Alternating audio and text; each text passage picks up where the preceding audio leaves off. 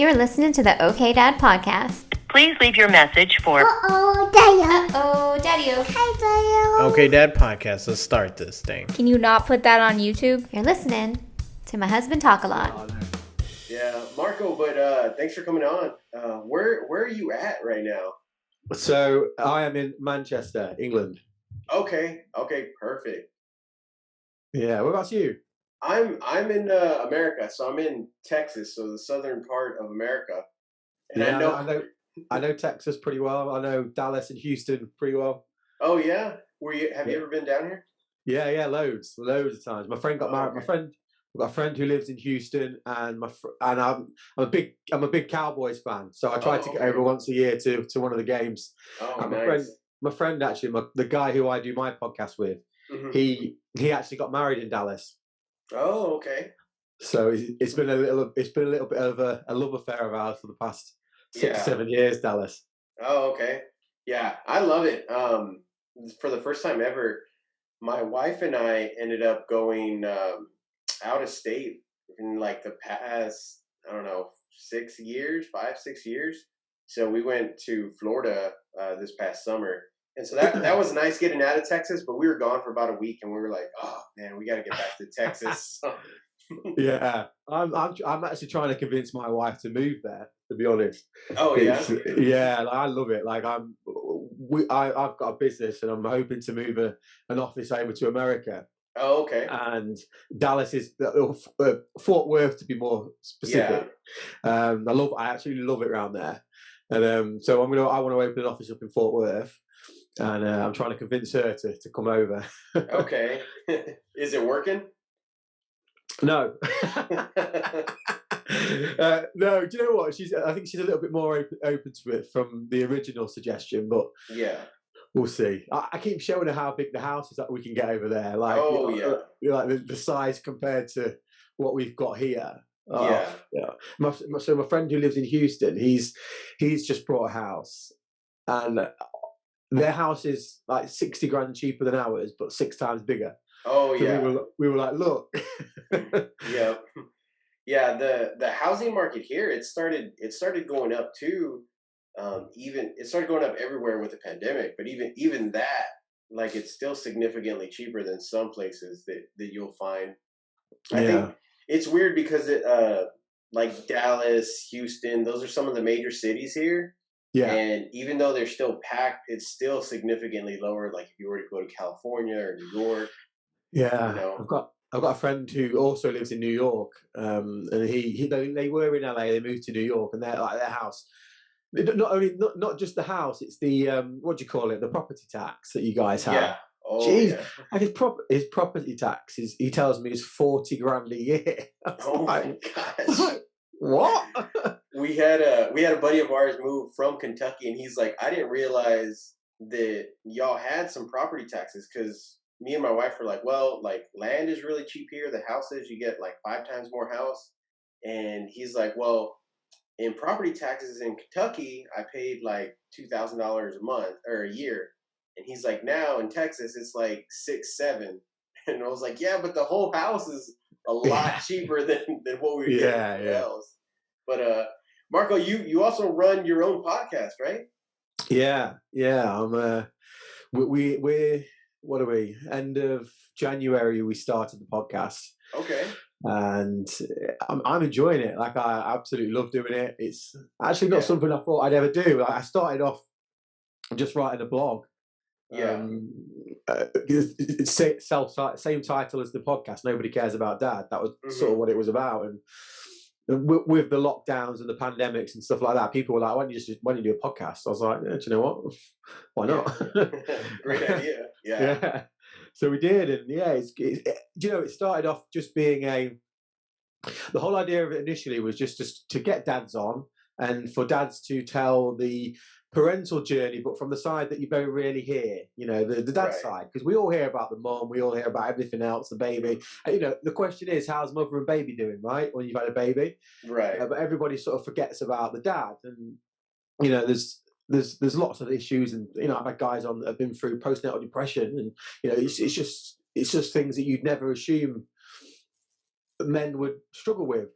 So Right. it was just to tell the story from the tell the parental story, but from the dad's side.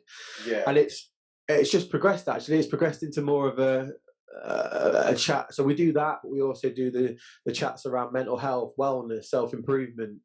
Mhm. So yeah, it's evolved really. I'm enjoying doing it. It's growing nicely. Yeah. So yeah, it's good.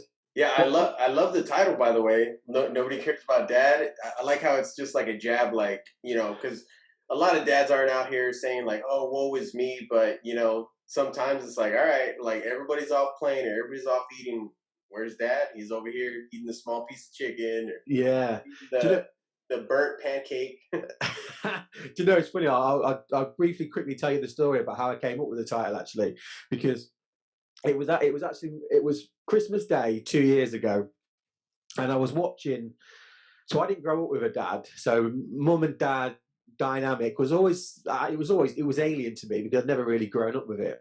Hmm. And I was at my wife's house for Christmas Day, and I was watching everybody open the presents, and it was dad's turn. So dad went, and he had a packet of licorice and a pair of socks. Standard dad presents, right? Yeah. And I was watching him pretend to be so happy that he'd received these socks and pants, the socks and licorice. He was, oh yeah, no, thank you, brilliant, amazing. And then we go to my mother-in-law, who opens. Honestly, it was like a mound of presents, like thousands of pounds spent on her. And I was watching that, and I went, and the words that popped into my head was, I was like, no, nobody cares about dad. Like, Yeah. why does nobody care about dad? And then I just started exploring why does nobody care about dad? And of course, I'm being facetious when I say nobody cares about dad, because people do, of course they do. But then Right. I started exploring, well, why is it so easy for dads to leave?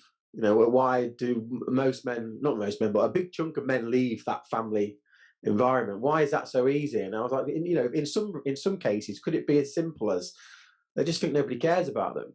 Yeah. They think, well, I'm not important, so why does it matter if I'm here or not? And that's how I started with the writing and the blog, and that's really how it started. It was Yeah. just to trying to explore that dynamic of dad, and why is it acceptable that you don't really put much thought. And do you know what? It's not about the money. It's just more about the thought, because Right. it's why does nobody put any thought into mum? Sorry, why did they put the same thought into mum as they do as to dad? And that was what I started exploring, really.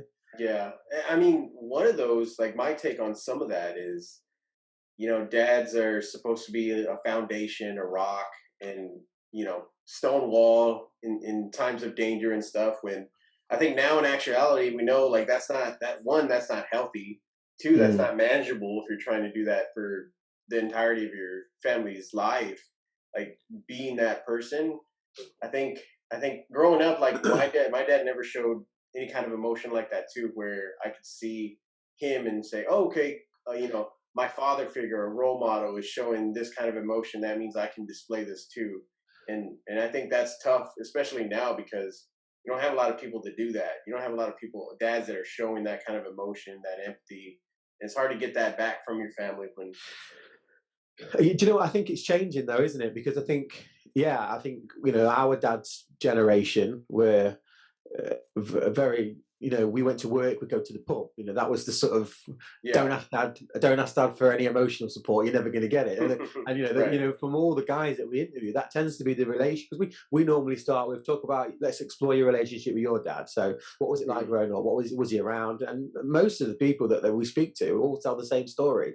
Dad was a hardworking guy. He was always there if we needed him, but never had that emotional connection. Whereas I think nowadays it's way more. I think now, because it's more acceptable for men to be vulnerable, men to be more emotional.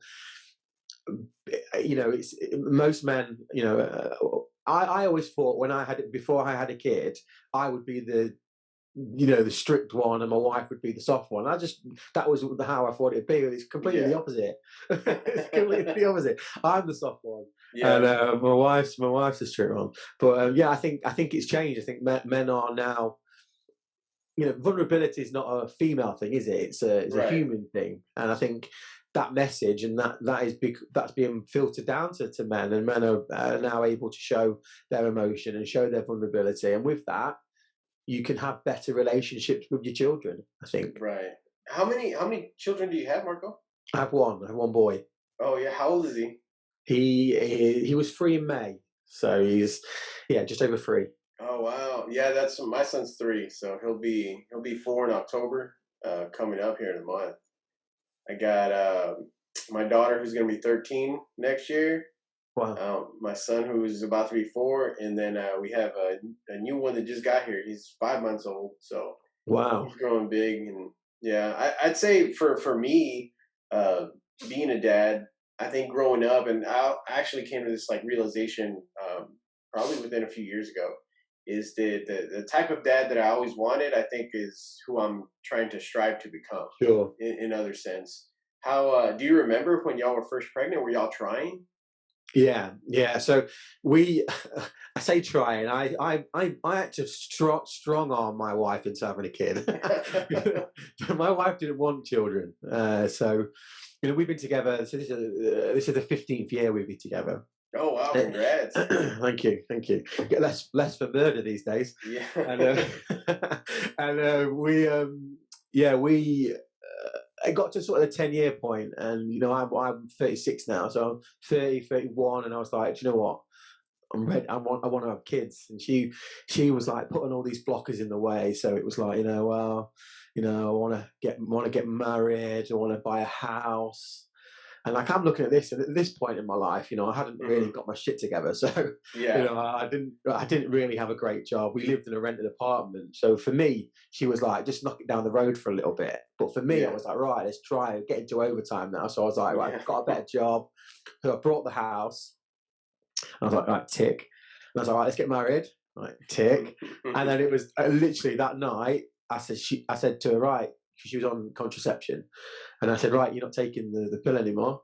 And she was like, oh, no, we'll leave it a little bit. I was like, no. I thought the deal was get married, buy a house, done all that. And she's like, all right, okay. And then 2 months later, we were pregnant. Oh, man. So, yeah, it's good. Oh, Thankfully, man. because I know a lot of guys and a lot of families, they try, and it sometimes can take a long time, can't it? Yeah, it's difficult. I know some people, a handful of people that have been trying, and they have problems throughout the pregnancies and multiple times. I have quite a few friends that have gone through stuff like that, and that's devastating too, to not only them, the family, and gosh, nobody knows how you're feeling too. I don't think even as men, we can be empathetic, but how that woman actually feels like through a miscarriage or something that's got to be tragic. And that's I don't even know how you would try to even combat that other than being there and like I said, like being that rock, but just being there for her through those times. That's something that's really tragic. I had interviewed a guy recently who they had stillborn. So literally like nine months into the pregnancy, just gone. Yeah, just awful. Yeah, that is so sad. And you had said that you didn't have a dad growing up. What had happened there? Did they separate, or have you ever met him? Yeah, no, I've met him. He's a bit of a wrong 'un, to be honest. Okay. So he was I think. The truth of it is, I think that they were always. I think my mum and my dad were just good friends that had a kid, and were probably never really together. But because he was in and out of trouble growing up, he was at His Majesty's pleasure for a lot of the time. So he wasn't there. He wasn't about. Yeah. And he's got other kids. I've got brothers and sisters from him. Not with my mum, but through him and other people. I'm close to some of them, but they've all had the same relationship with him. They don't have one. He was, to us, he's been a sperm donor more than anything else. So I think with those types of situations, I've never seen like just right down the center. What I see is one afterwards, like somebody's working through it, trying to become better than what their father, who wasn't there, was, Yeah. or you see them fall back into what their father's pattern. Sure. Sure. How did you kind of make that transition to away from him? Like, did you have any male role models in your life that would show you? No. So my mum. So I've got with my mum. I've got two sisters and a brother, and they all have the same dad. So obviously, after my parents, whatever happened with them, but they broke up. My mum managed to find somebody else. They had the kids, and then they broke up. I think I must have been 7 or 8 when they broke up. I don't really remember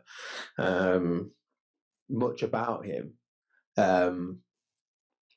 But then from then, nobody, never. My mum never dated. My mum never met anybody else or dated anyone else. It was all. She fought raising 4 kids on your own. And I mean, what time? Where'd you get the time to meet anyone else? You know, I've got a friend, my co-host who I do the podcast with, AD. He's a single dad. He has his boy like 50% of the time. But you know, he often talks about how does he have the time to date anybody, because you know 50% of the time he's got his son, the rest of the time he needs to have a life for himself, or it's just difficult. It's really hard. So I mean, I don't know how she went for so long without ever meeting anybody, but so like I don't know if I just don't know this, but like in America, the normal like work week is 40 hours. What's the like normal workload there? I mean, there's some different types of fields that do, like my wife's a nurse, so she would work 12-hour shifts, but only 3 days a week. In the place that I work, we have 4 days a week at 10-hour shifts, but then generally it's like 9 to 5, you know, jobs. So you have time for the kids to drop them off on your way in, and then you have time to pick them up. Yeah, it's the same here. So Monday to Friday, 9 to 5 is the standard everywhere. Yeah. So that's fairly standard. Man, so if you're working 9 to 5 with 4 kids, I don't even know where that time would fit in. No. So the only thing that's different here, which I notice about you guys, is that your holiday at Entitlement is horrendous. Yeah. Like most people have told me it's like a week or 2 weeks a year you guys get for a holiday. Yeah, it's so. When I look at it, it's so commercialized here, and I don't know. I haven't been out of the country to notice, like in longevity, if it's like that anywhere else. But like if it's a President's Day, we have Monday and Sunday off, but then we have a 4-day weekend.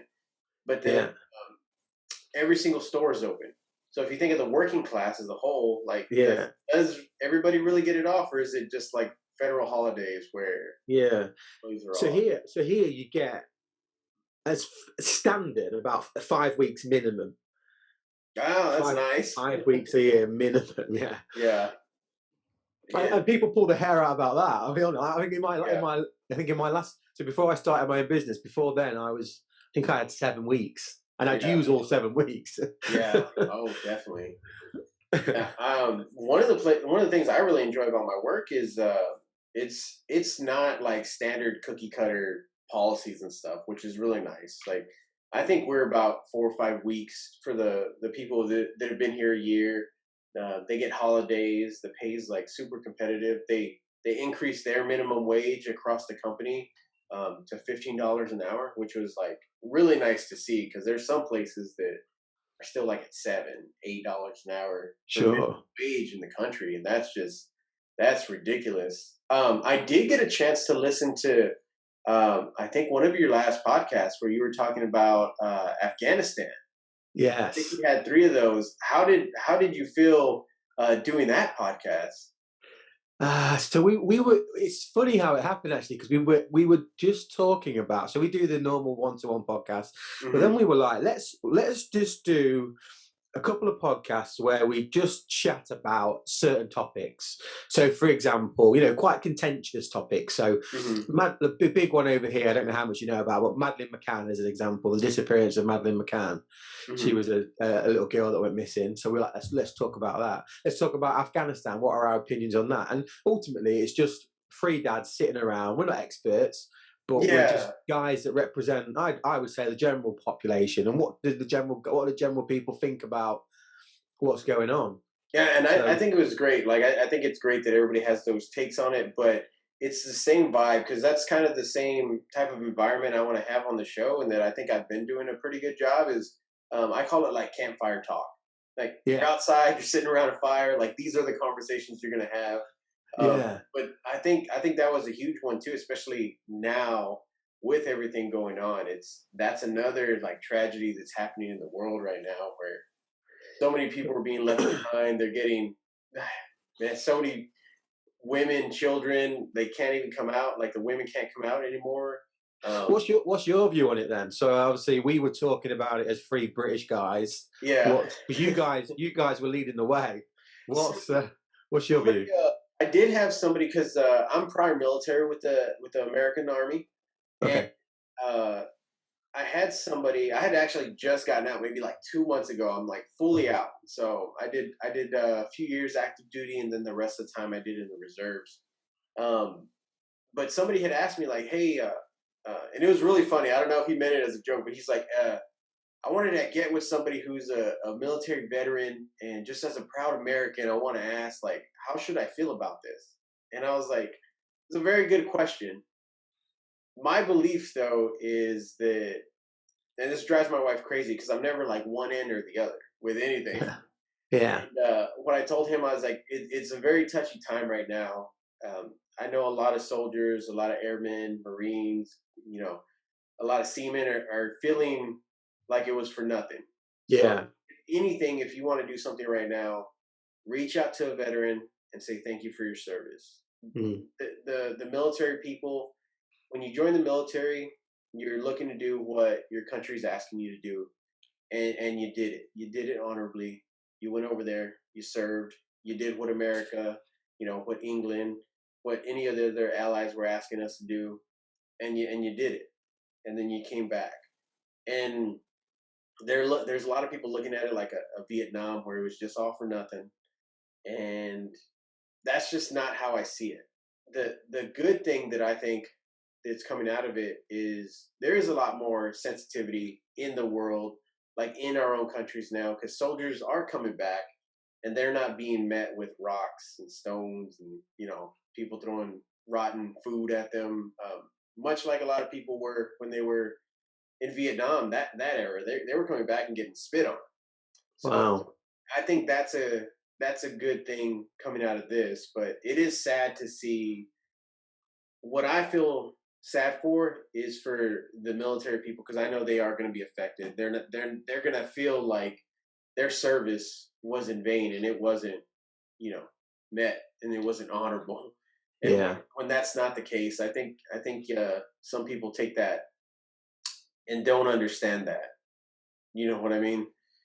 But it's sad because we see stuff over there and we think like, hey, we need to do something about it, and we go and we're trying. Obviously, this is one of the longest wars we've ever been in. Yeah. I was talking to my wife too. I'm like, well, are we still at war with South Korea or North Korea? Because I think there's like a peace treaty going on or a truce. Yeah, they're still technically at war, aren't they? Yeah, there's like a ceasefire going on. Yeah. But nonetheless, like this one's still like pretty bad with it because it's 20 years. Obviously, the generation now has a lot of involvement in it because 10, 15 years ahead, there were still people in the military. So I Thing is, know, though, the thing I have with it though is that were we really still at war? Because there weren't boots on the ground since 2016. mhm, We've been providing air support for the the Afghan army. I mean, as soon as that air support ended, it was over. Like yeah. they lost. They folded like a deck of cards. If So, you talk to some of the infantry guys that I was in, because I was not infantry, I was a radio operator. I was attached to an infantry team, uh, but we never got to deploy out there. So we were supposed to go to Kandahar. That one got nixed. And this is 2009.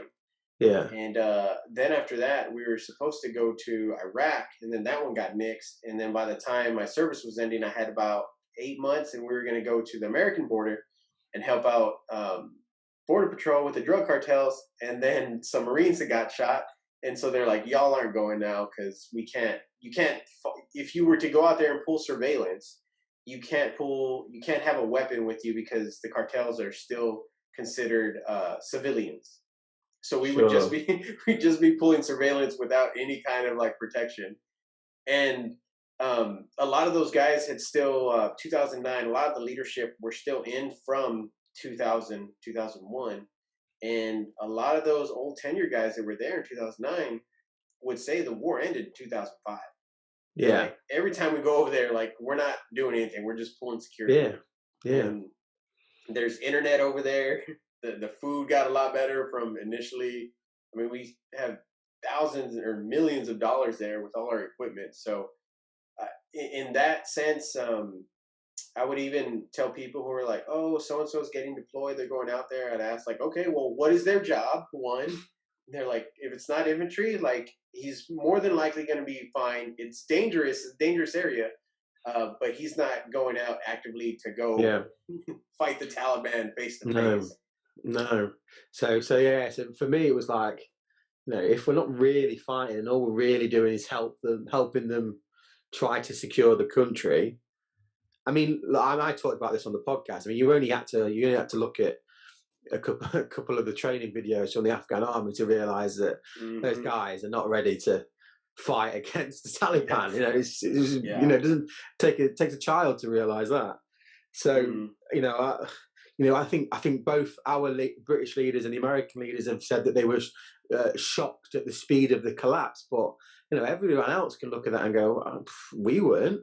Yeah. I don't know. Yeah. I mean, one of the things too is, we're going to Afghanistan and we're trying to create a mini America in Afghanistan when, like, culturally that's not even what they're wanting.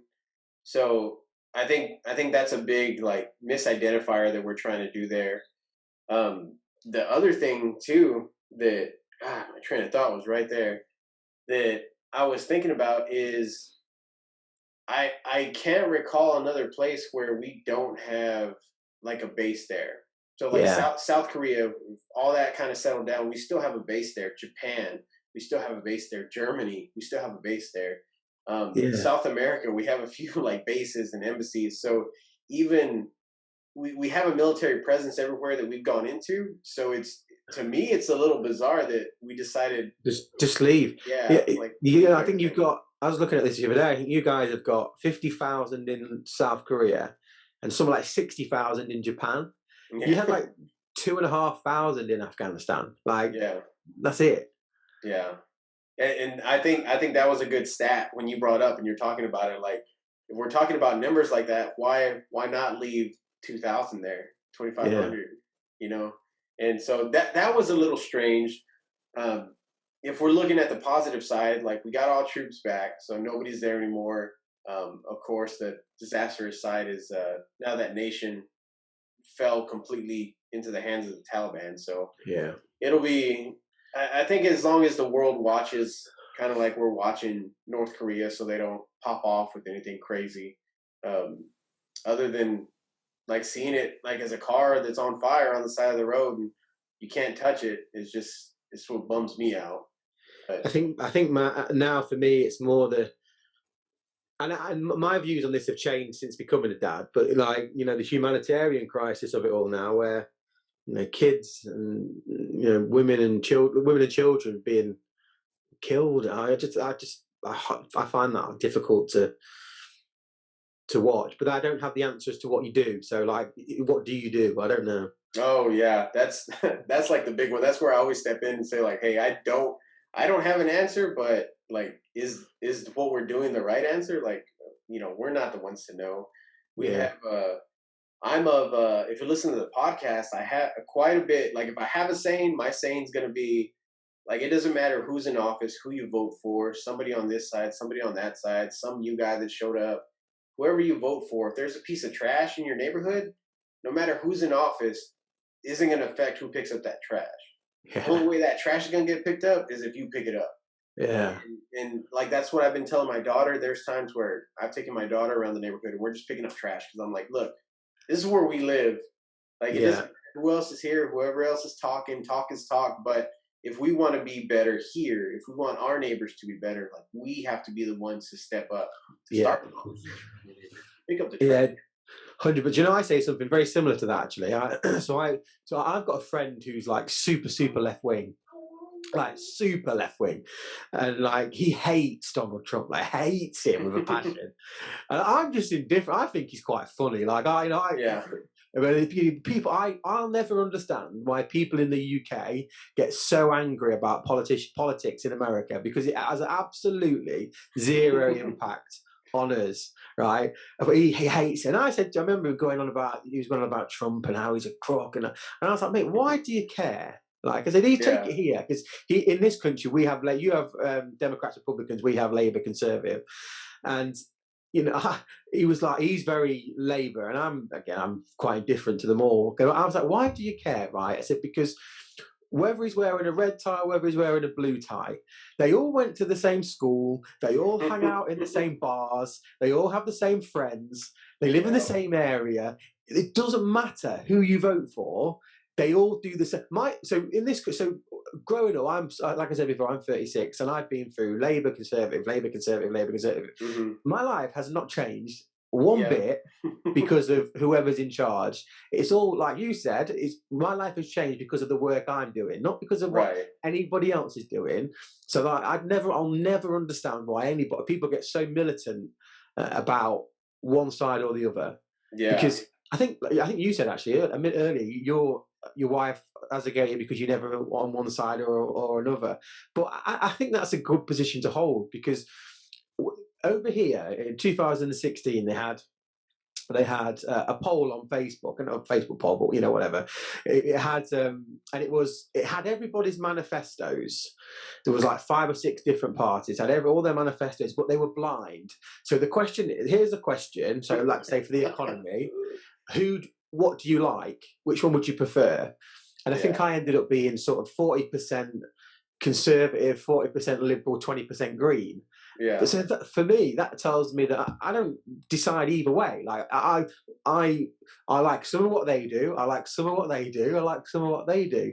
So I'll never understand why somebody ties themselves to the mast and say, right, I'm 100% Republican, I'm 100% Democrat. Because if you believe everything that party said, you're a liar.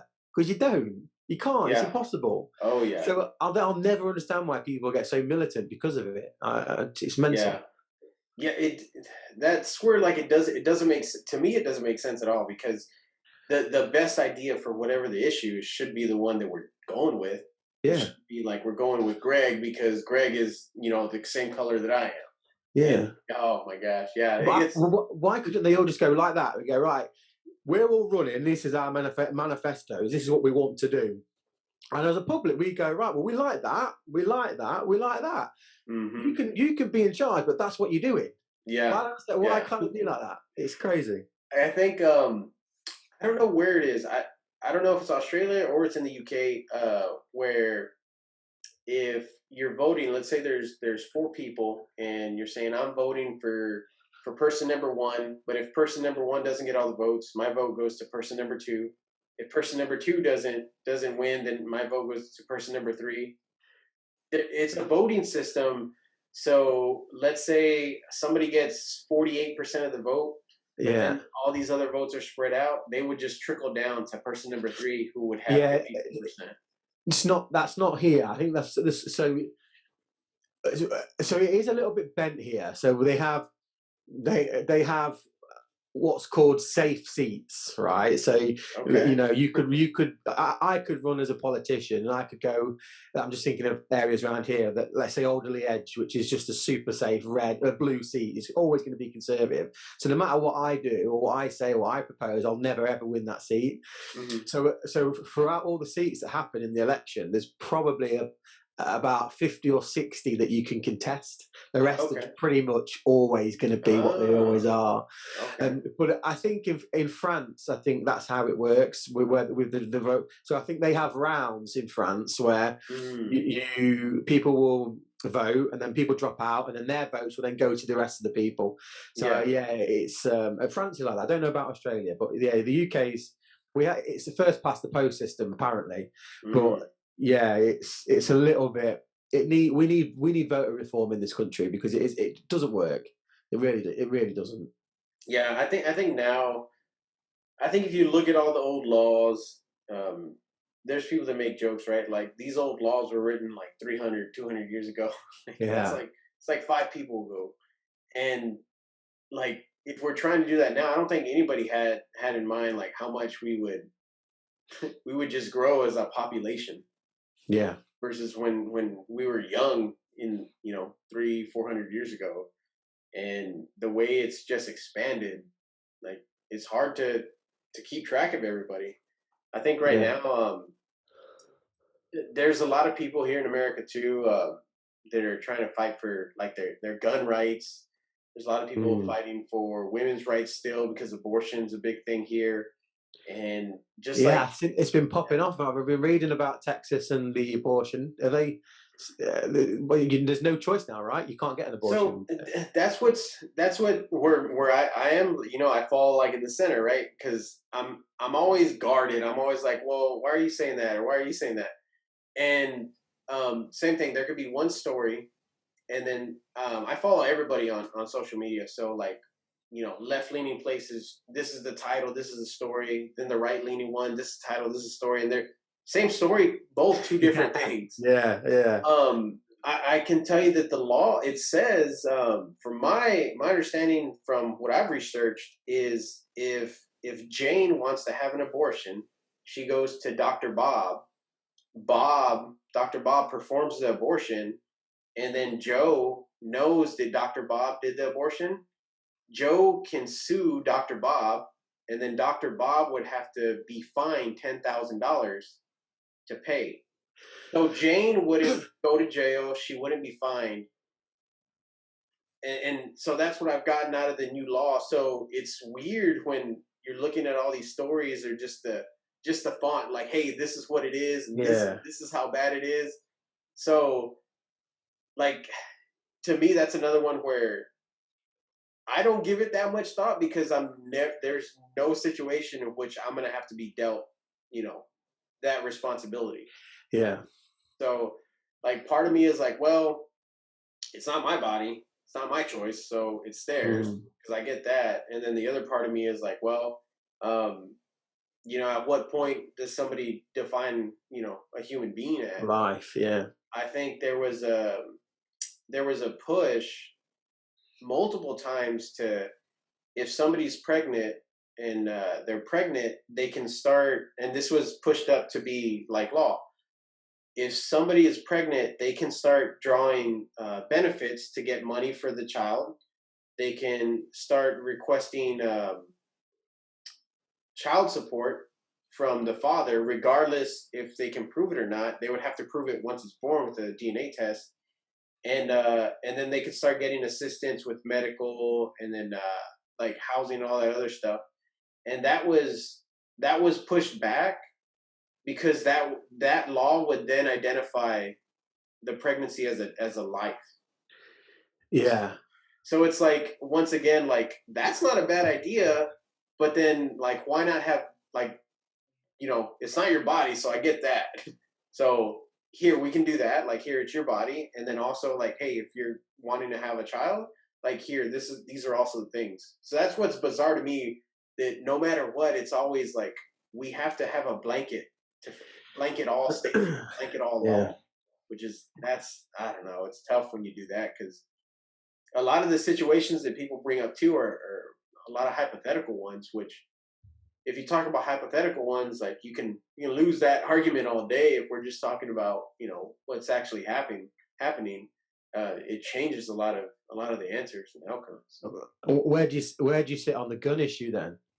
On the gun issue? Yeah, because that's a funny debate over here. Oh, yeah. I know. I've talked to a couple people over there about it, and it's like really hard to even get a firearm over there. Oh, it's near impossible. From my understanding, yeah. Yeah. It's I don't know if it's a military background in me, but I'm very militant when it comes to safety. So, like, I have a couple of firearms. One of the things in the military too is people call them by the wrong names all the time. They call a a clip, a magazine, and a clip is just something that goes into like a handgun. A magazine is something that goes into a rifle. So it's like little things like that. Or somebody will call like a rifle a clip. And so if you just, I would do that all the time. I'll start talking to other people and I'm like, oh, look at that clip. And they're talking about a big old rifle and they're getting all upset. And so I'll do that all the time with guys. But here, it's odd since we're calling things like a machine gun is something that can shoot. You can put your finger on the trigger and it doesn't stop firing. It just keeps shooting. And a firearm or a semi-automatic is something that you can, as fast as you can pull your finger, the trigger, that's how fast it'll shoot. So if you can do it like super quick, it'll shoot super quick. And the machine gun type is what people talk about a lot. You have to have that one. You have to go through a couple classes and get a license to actually have one. So that's not, nobody has those in masses here. The firearms, it's a little odd too, because there's something that they call a bump stock. So it's not the actual firing mechanism or the trigger mechanism, but it's in the stock of the firearm. Yeah. And so when you pull the trigger, it bumps back, and that allows everything to move except for the trigger. So it does fire automatically if you're thinking. Sure. If we're being real. And that's where, when we're talking about firearms and gun safety and guns, the people that are pro guns, they're not talking about that in real. Like, no, you're pulling the trigger down. The bump stock is allowing it to just continue at a continued rate of fire. So that's also something that's like, guys, I can see you're on this side, but like, let's be real. This is continuing with a continued rate of fire. And the pistols, it's really easy to get in Texas. In Texas, it is. You can get it maybe the same day. Yeah. It just takes a few hours. I had got one in Washington State, and that was really cool because it was the first one I had got when I was in the military. And they made me wait 3 days, which, I don't know who's rushing in to get a gun like right now and needs it right now, but like a 3-day wait is like, okay, cool. Like I'd like to go shoot it right now, but like if you have to wait 3 days or whatever, that just seems bizarre. That no, like I need it now, and I think that comes to kind of the culture piece, like where we need everything right now. Like I want my Starbucks and I need it right now, or I want to go to the movies and I need to go right now. I think that's come out a lot too during the pandemic. All the craziness, Black Friday deals, and I think it's part of the commercialization. But I don't think we should blanket take them all away. No. But also it's difficult because, again, when I look at stuff, I don't look at it just like at what we got. But if we're comparing Texas to New York City, here's another good way to look at firearms. If you live in Texas, or if you live in a rural area, which America is really big, so there's a lot of open spaces, your neighbor is probably maybe anywhere from 10 to 20 clicks away just for your neighbor. Yeah. And like in terms of like the US, like there's a lot of places like 5 to 20 miles to 30 miles away. And in New York City, Houston, Dallas, you could be living on top of somebody, in an apartment that's only 800 square feet. So if you're 20, 30 miles away from somebody else and you have a gun because you're defending your land by coyotes, whatever's coming in, or, somebody trying to break in, that's one thing, right? So that's all you're worried about.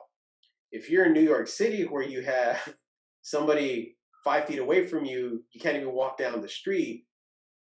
I don't know how comfortable you are feeling like, I don't know which one of these thousands of people I walk by every day has a gun. So that sense is a little bit different, because if we're saying, everybody can have a gun in these rural areas, we're like, okay, so somebody probably has a gun 20, 30 miles away from me. But in New York, if you were to think like anybody here could have a gun and go get a gun, like that's a lot of people. Yeah. And that's one way that I look at it too, because when we're talking about it, hey, should we have guns? In the rural area, they're probably like, yeah. But in New York City, they're like, no, I don't want anybody to have guns. It needs to be heavily regulated. But then we're looking for a blanket statement for everything. Yeah. Yeah, but the Brits look down. I think the Brits look down our noses at Americans. I think you're crazy for having a gun, and how you guys have them. But because I talk about this with friends and stuff, and I've looked at the figures on this. There's more. Did you know there's more knife crime in the UK per capita than there is gun crime in America per capita? Damn. So we use knives way more than you guys use guns. Yeah. So I always thought that people go, "Oh, they're crazy," but yeah, but we've used knives like they're going out of fashion. Like how you describe walking through New York City and somebody, that is what London is like. You go to London and people have knives all over them. Yeah. It's crazy. Like the knife crime in this country is gone insane. Oh, it really has. And I would rather have a gun. I'm just be honest. Yeah.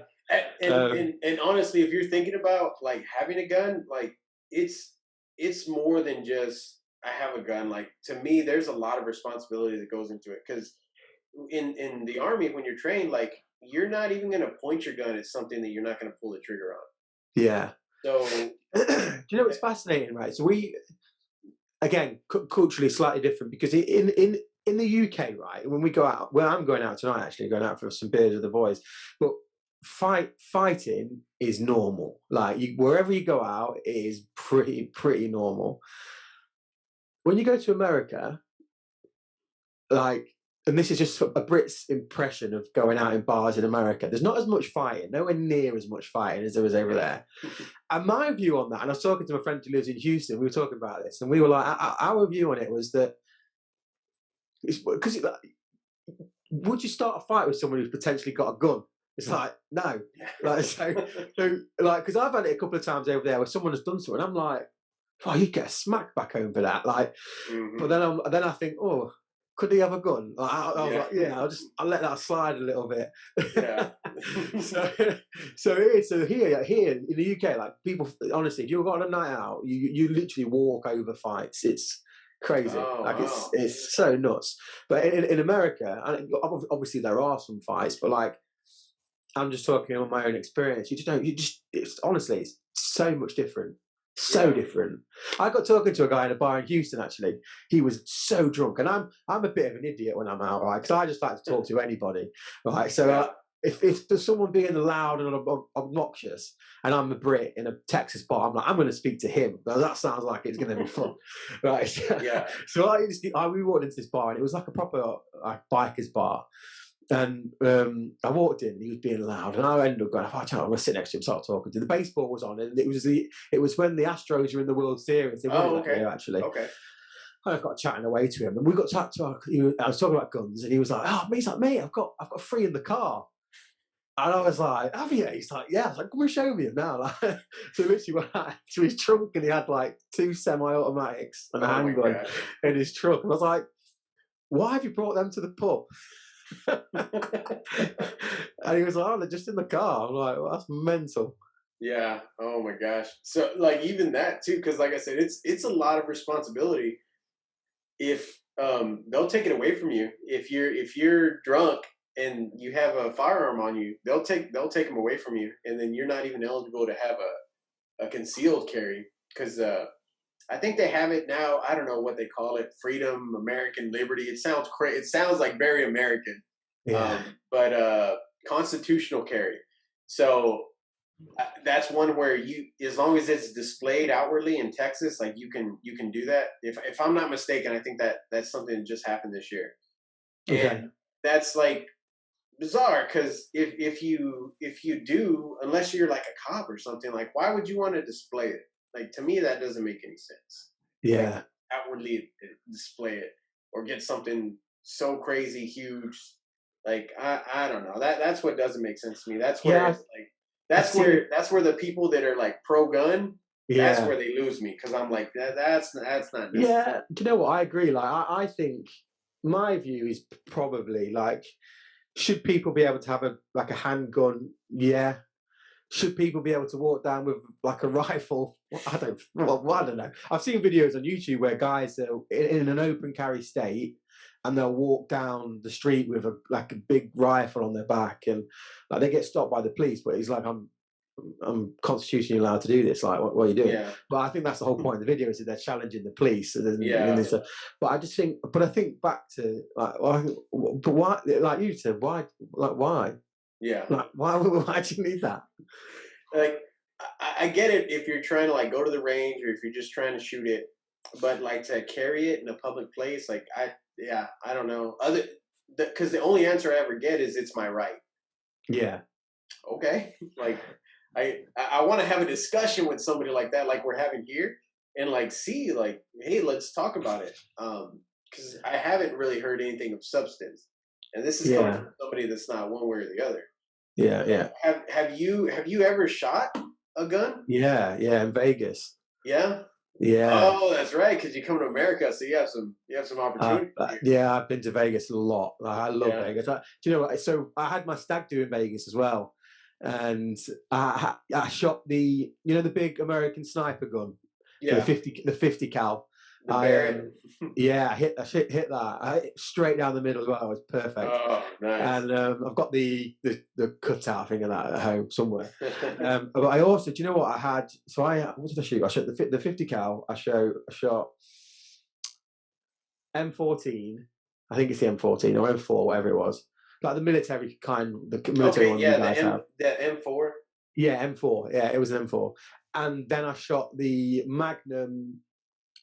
Okay. Is it the Bear Hunter? The 50 is it the 50 caliber one? It's a gun? Yeah. Oh, it was horrible. Like, honestly, yeah. I had 5 shots and I was holding this gun like this. It felt like I got a grenade, took the pin out, and just held on to it. Like, it was horrible. And the guy said this is what they call it, a bear hunter, because they shoot bears with this gun. Yeah. And I was like, why would anybody want to shoot this for fun? Like, honestly, I did. After the third one, I had 5 shots. I was like, I don't even want to do these next 2. But like, I know the guys behind me, so I'm like, yeah, that's all right. Oh my gosh. Yeah, those are no joke. No. Like, those are the ones I'm saying, like, those are cool to have for that, but like anything else, like, I'm not gonna go hunt bears. So like, I don't even know why we have those like made. Like, I understand, other than for functionality, or like we do the same thing with cars, right? Cars, computers, like, hey, let's make it bigger, faster, stronger. I understand that, but I don't understand carrying those things in public. That's what blows my mind.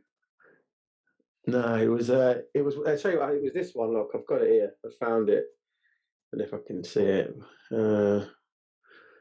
this one. Okay, yeah. I was just like, wow, Smith & Wesson 500. That's what it was. Yeah.